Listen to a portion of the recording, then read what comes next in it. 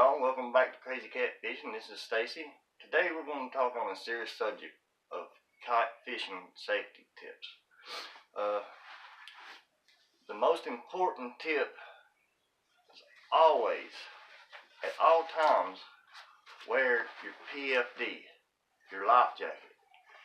I know some states don't require you to wear it, but they require you to have it on your kayak. But if you don't have it on your person, it ain't going to save your life. And another thing, this is my opinion, take it with a grain of salt. They have these life jackets that are, to me, they look like suspenders. They're real thin, low profile.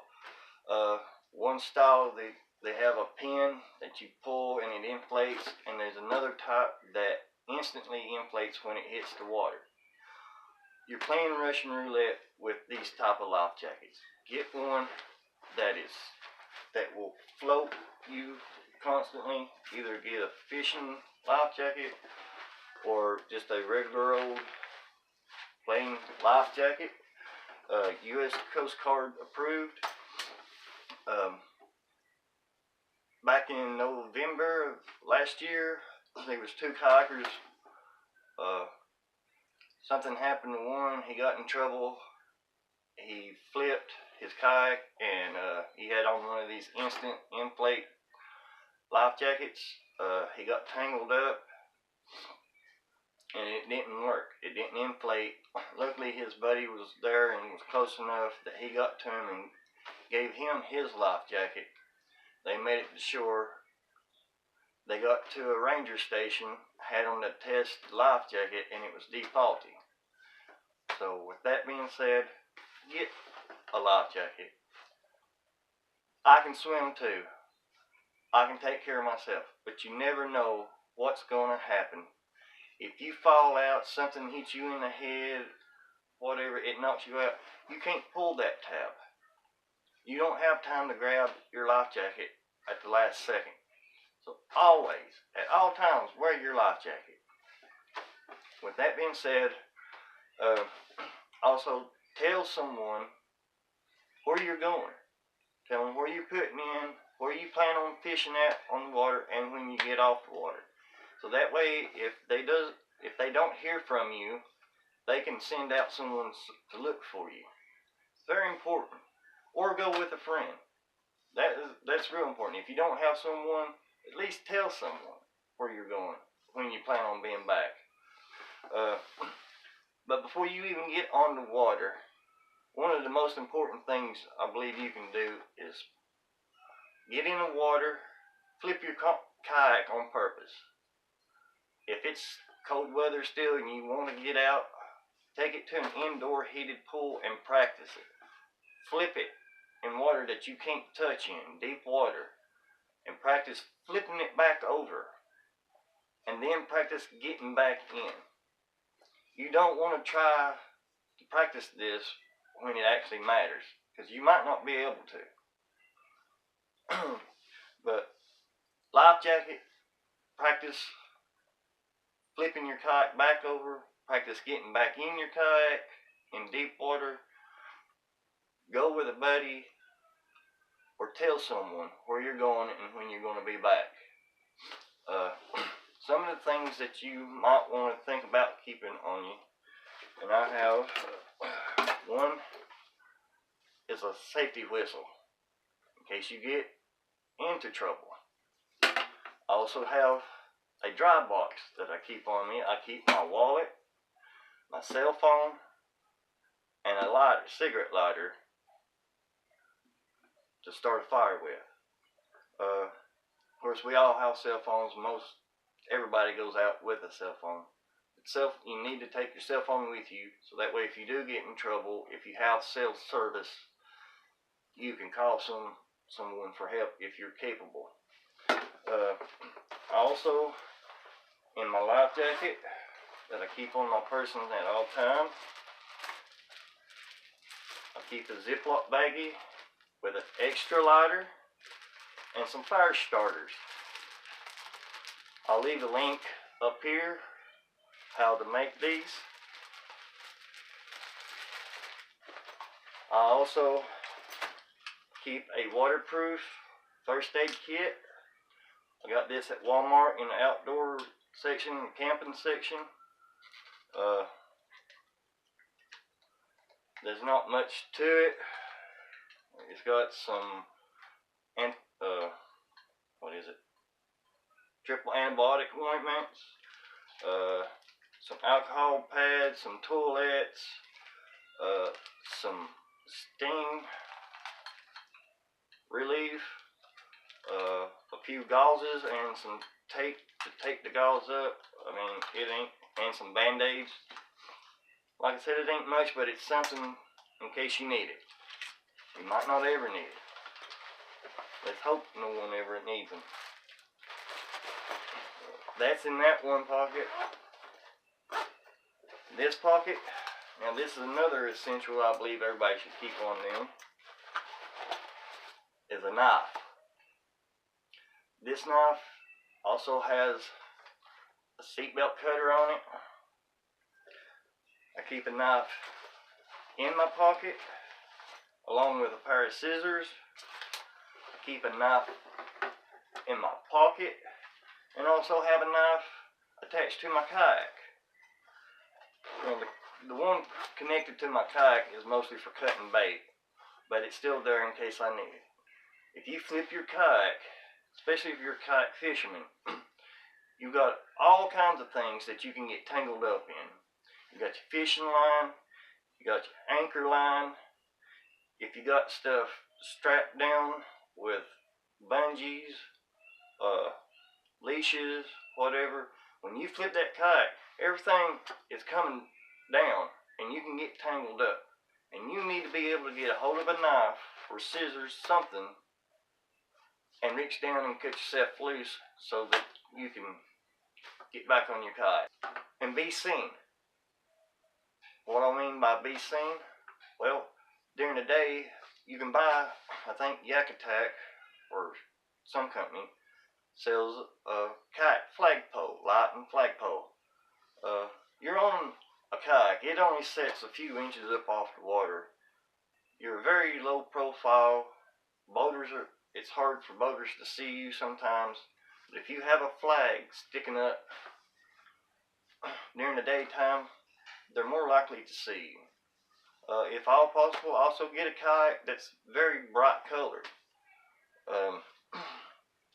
But you want to be seen. You know, I have a very bright kayak. It's very lime green. It ain't so that, hey, look at me, I'm kayaking. It's like, hey, look at me, I'm on a kayak. Please do not run over me. You know, you've got all kinds of crazy people out there in boats and jet skis. Most of them are drunk or have been drinking. And there's a lot of them that think it's funny to try to knock you off your kayak.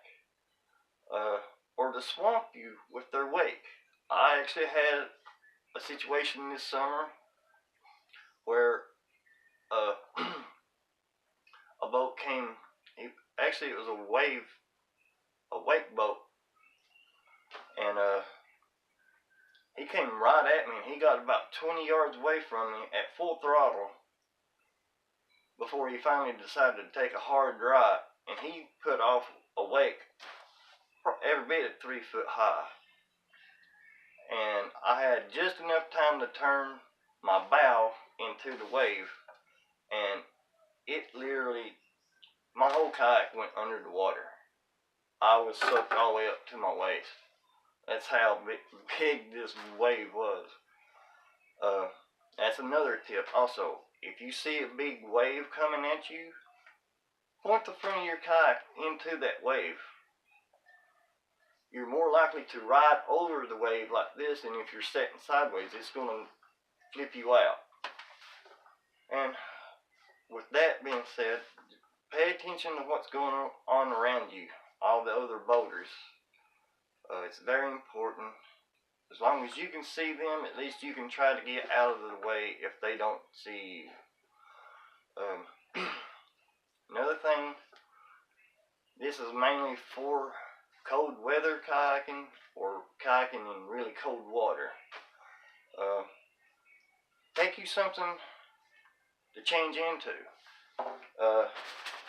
They sell dry bags. You can use a dry bag.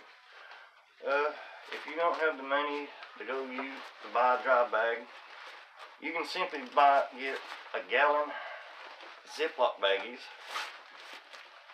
and take you an extra set of clothes in. So if it's cold outside and you get wet, you want to get out of that water as quickly as possible and out of your wet clothes and into something dry. I take an extra pair of pants, a long sleeve shirt, and some socks.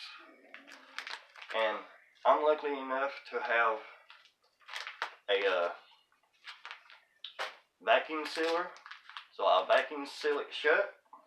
It's airtight, watertight. Don't have to worry about it. It's there when I need it. I keep it inside of a bag. Also, have a lighter and a fire starter. If you're out and it's cold and you flip, you got dry clothes to put back on. You've got a lighter to start a fire, and you got fire starter to start the fire with. I also carry in a Ziploc baggie a rain poncho. Always, before you go out, check the weather forecast. Even though you check the weather forecast and it's not supposed to rain, especially in the spring and summertime, pop-up thunderstorms can happen at any moment.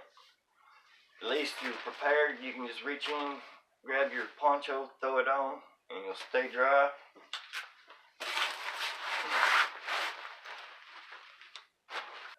Oh, and if you're going to be out in wintertime or cold weather, dress appropriately. Don't wear heavy clothes.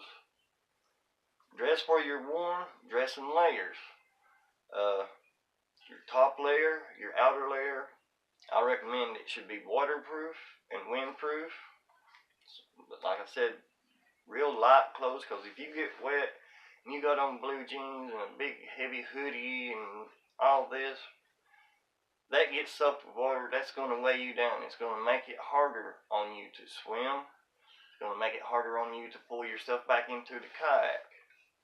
So just dress warmly, but dress light and dress in layers. And if you're going to be out at night, like I said, the flagpole, the light flagpole, which is required, I believe every state requires you to have some type of a 360 white light. If you're out at nighttime, I'm going to make a video on how I made my DIY flag and light pole. But yeah, also take you a flashlight or a headlamp. I have a light on my flagpole, and I also have, when I'm out at night, I have a headlamp, and I usually also carry an LED lantern that I carry in my basket behind me, just to help out. But yeah, I hope this helps somebody. Be safe out there. Kayaking, fishing is a lot of fun, but it's also can be very dangerous. I also want to thank y'all for watching. Please come back and watch some more videos. That being said, I also want a special request. Please pray for this guy's family. He 58 years old, I believe. He went missing Sunday. They found his kayak, his life jacket, and a krill bucket full of fish. As far as I know, they still haven't found the guy yet, but he didn't have his life jacket on. So if he was wearing his life jacket, he might still be here. So thanks again for watching. Keep this man's family in your thoughts and prayers. Until next time, thank you.